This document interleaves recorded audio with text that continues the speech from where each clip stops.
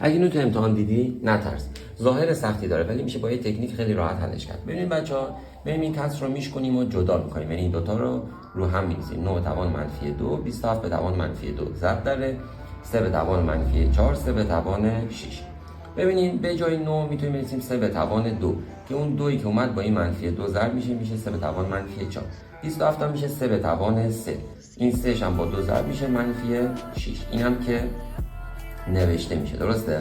اینجا خیلی مهم. ببینید چون تقسیمه باید منهای 4 منهای 6 بشه، یعنی منهای 6 بشه.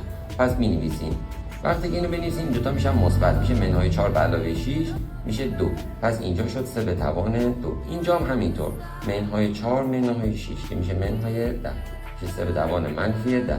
وقتی که پایه‌ها یکیه باید صورت‌ها رو جمع کنیم. یکی از 3 رو می‌نویسیم، منفی 10 با 2 میشه منفی 8 که یا میتونیم به این شکل هم بنویسیم. برای تکنیک‌های بیشتر حتما کانال ما رو سابسکرایب کنید.